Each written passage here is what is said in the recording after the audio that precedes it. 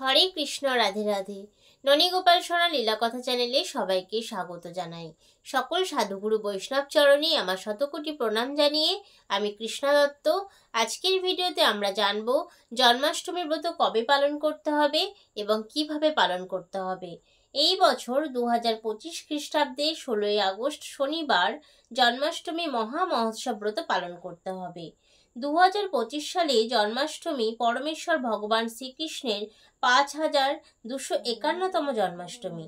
কারণ পরমেশ্বর ভগবান শ্রীকৃষ্ণ 125 বছর প্রকট লীলা বিলাস করেন, 125 বছর ধরাধামে অবস্থান করে গোলকে গমন করেন। মাঘ মাসের পূর্ণিমা তিথিতে ইহধাম ত্যাগ করে অন্তর্ধান করেন। সেই দিনই কলি প্রবেশ করেছে। সেই দিন ছিল শুক্রবার। খ্রিস্টপূর্ব 3101-এ কলিযুগ আরম্ভ হয়। বর্তমান 2025 খ্রিস্টাব্দ। তাহলে কলির বয়স 3101 প্লাস 2025 সমান 5126 বছর। শ্রীকৃষ্ণ 125 বছর লীলা করেছেন। তাহলে শ্রীকৃষ্ণের আবির্ভাব 5126 প্লাস 125 সমান 5251 বছর পূর্বে হয়েছিল। অর্থাৎ 2025 ইংরাজি সালের মাঘী পূর্ণিমা থেকে 5251 বছর পূর্বে শ্রীকৃষ্ণের জন্ম হয়।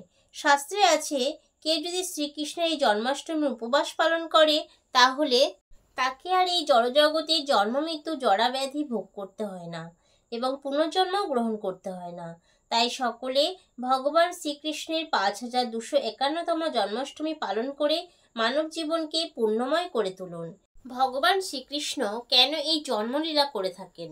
পৃথিবী যখন অধর্মের প্রাদুর্ভাবে ভক্ত সাধারণ মানুষের জীবন দুর্বিষহ হয়ে ওঠে, তখন ধর্ম সংস্থাপনের জন্য কৃপা করে ভক্তের আকুল প্রার্থনায় সাড়া দিয়ে ঈশ্বর অবতার রূপ নিয়ে থাকেন। তখন তিনি ষড়গুণ যথা ঐশ্বর্য, বীর্য, তেজ, জ্ঞান, শ্রী ও বৈরাগ্য সম্পন্ন পূর্ণাবতার রূপে প্রকাশিত হন। সনাতন ধর্মের 10ম অবতারের মধ্যে ভগবান শ্রীকৃষ্ণ 8ম অবতার। ভগবান শ্রীকৃষ্ণের ঐশ্বর্য ও মাধুর্যময় কার্যাবলী বিবেচনায় ধর্মশাস্ত্রজ্ঞরা সিদ্ধান্ত গ্রহণ করেছিলেন শ্রীকৃষ্ণই স্বয়ং ভগবান। ভগবান শ্রীকৃষ্ণ তার জন্ম নিয়ে নিজেই বলেছেন যে তার জন্ম মৃত্যু সাধারণ মানুষের মতো নয়। মানুষ জন্মগ্রহণ করে এবং মৃত্যুবরণও করে। ভগবান বলেছেন, আমি জন্মরহিত হয়েও আবির্ভূত হই এবং অবিনশ্বর হয়েও অন্তর্ধান করে থাকি। ভগবান শ্রীকৃষ্ণ আরও বলেছেন, আবির্ভূত হওয়া ও অন্তর্হিত হওয়া দুটিই আমার অলৌকিক লীলা।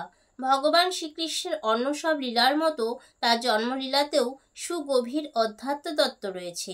এবারে আমরা জানব এই শুভ জন্মাষ্টমী তিথি কখন শুরু হচ্ছে এবং কখন শেষ হচ্ছে। অষ্টমী তিথি শুরু হচ্ছে 15ই আগস্ট শুক্রবার রাত্রি 11:49 থেকে। অষ্টমী তিথি শেষ হচ্ছে 16ই আগস্ট শনিবার রাত্রি 9:34 পর্যন্ত। বাংলা 30শে শ্রাবণ 1432 এবং ইংরাজি 16ই আগস্ট 2025 শনিবার আমাদের এই জন্মাষ্টমী ব্রত পালন করতে হবে। এই বছর পৃথিবীর সকল স্থানে একই দিনে জন্মাষ্টমী ব্রত পালন করতে হবে। ভবিষ্যতের পুরাণে বলা হয়েছে, যারা প্রতি বছর জন্মাষ্টমী ব্রত পালন করেন তারা নিরোগ, শান্তি, আনন্দ এবং ভগবত কৃপা লাভ করে থাকেন, এবং যারা জন্মাষ্টমী ব্রত পালন করেন না তারা অধোগতি অর্থাৎ নিম্নগতি লাভ করে। এই শুভ জন্মাষ্টমী তিথিটি সকল কৃষ্ণ প্রেমীদের কাছে অত্যন্ত গুরুত্বপূর্ণ একটি দিন। এই জন্মাষ্টমী নানাভাবে উদযাপন করা হয়। জন্মাষ্টমীর দিন সকাল থেকে রাত্রি পর্যন্ত উপবাস এবং জাগরণ করা হয়। এই দিন সারাদিন উপবাস থেকে মধ্যরাত্রিতে পুজো করা হয়ে থাকে। জন্মাষ্টমীর পুজো এবং উপবাস সবাই করতে পারে। কোনো ব্যক্তি যদি একবার জন্মাষ্টমী ব্রত পালন করেন তার শত জন্মের মহাপাপ খণ্ডন হয় এবং ব্রহ্মহত্যার মতো মহাপাপ থেকেও মুক্তি লাভ করতে পারেন।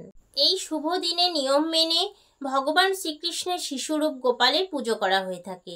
জন্মাষ্টমীর দিন উপবাস করে অষ্টমী তিথি রোহিণী নক্ষত্রে মধ্যরাত্রিতে যখন ভগবান শ্রীকৃষ্ণের জন্ম হয়েছিল, তখন যত্ন ও নিষ্ঠা সহকারে গোপাল বা রাধাকৃষ্ণ বিগ্রহ পুজো করলে সমস্ত কষ্ট দূর হয়ে যায়, আমাদের সংসার থেকে সমস্ত অশুভ প্রভাব কেটে যায় এবং সংসারে সুখ ও সমৃদ্ধি ফিরে আসে।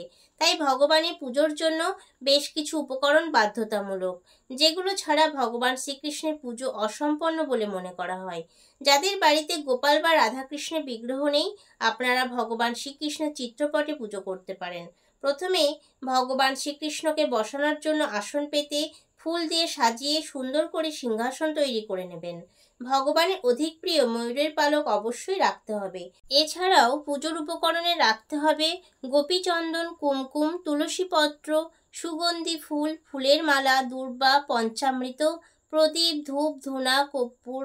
ভগবানের নৈবেদ্য হিসাবে মাখন, মিছরি, দুধের তৈরি মিষ্টি, নারকেল, এছাড়া তালের তৈরি যে কোনো খাবার যেমন তালের লুচি, তালের বড়া, ফুরুলি ভোগ উপকরণে রাখতে হবে। শাস্ত্রমতে ভগবান শ্রীকৃষ্ণের জন্ম হয়েছিল ভাদ্র মাসে কৃষ্ণপক্ষের অষ্টমী তিথিতে, যখন রোহিণী নক্ষত্রের শুভক্ষণে ভগবান মর্তে এসেছিলেন। তাই এই তিথিতে ভগবান শ্রীকৃষ্ণের পূজা করা হয়ে থাকে। এই দিন ভগবান শ্রীকৃষ্ণের বাল্যরূপ গোপাল পুজো করা অত্যন্ত শুভ। জন্মাষ্টমী ব্রত রাখার কিছু নিয়ম আছে, ভক্তরা সেগুলো অবশ্যই মেনে চলবেন। জন্মাষ্টমী ব্রতের আগের দিন ও পরদিন নিরামিষ আহার করতে হবে। ব্রতের আগের দিন রাত্রে ভালো করে দাঁত মেজে ধুয়ে নিতে হবে, যাতে কোনো রকম খাবারের কণা দাঁতের ফাঁকে না থাকে। পরদিন অর্থাৎ পুজোর দিন সারাদিন উপবাস থেকে মধ্যরাত্রি 12টায় পুজো সম্পন্ন করতে হবে। শরবত, ঔষধ সেবন করতে পারবেন। জন্মাষ্টমী ব্রত পালন করলে ভগবান শ্রীকৃষ্ণের আশীর্বাদ থেকে কেউ কখনো বঞ্চিত হয় না এবং ভক্তদের জীবন থেকে দুঃখ, কষ্ট, যন্ত্রণা দূরীভূত হয়ে যায়। জন্মাষ্টমীর দিন উপবাস করলে সকল মনোবাসনা পূর্ণ হয়।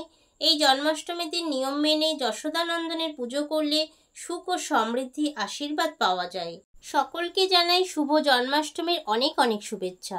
প্রার্থনা করি পরমেশ্বর ভগবান শ্রীকৃষ্ণের আশীর্বাদে সবার জীবন শান্তি ও সমৃদ্ধিতে ভরে উঠুক।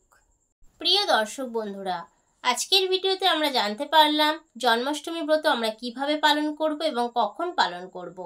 এই ভিডিওটা যদি আপনাদের একটু উপকারে আসে, যদি আপনাদের ভালো লেগে থাকে, তাহলে ভিডিওটা অবশ্যই লাইক, কমেন্ট, শেয়ার করে সবার মধ্যে ছড়িয়ে দিন এবং সবাইকে জানার সুযোগ করে দিন। যদি আপনি চ্যানেলে নতুন হয়ে থাকেন, তাহলে অবশ্যই চ্যানেলটি সাবস্ক্রাইব করে পাশে বেল আইকনটাও প্রেস করে দিন, যাতে পরবর্তী ভিডিও আপলোড করার সঙ্গে সঙ্গে সবার আগে আপনার কাছে নোটিফিকেশন পৌঁছে যায়। সবাই খুব ভালো থাকবেন, সুস্থ থাকবেন। দেখা হবে আবার পরবর্তী কোনো ভিডিওতে। হরে কৃষ্ণ, হরি বল।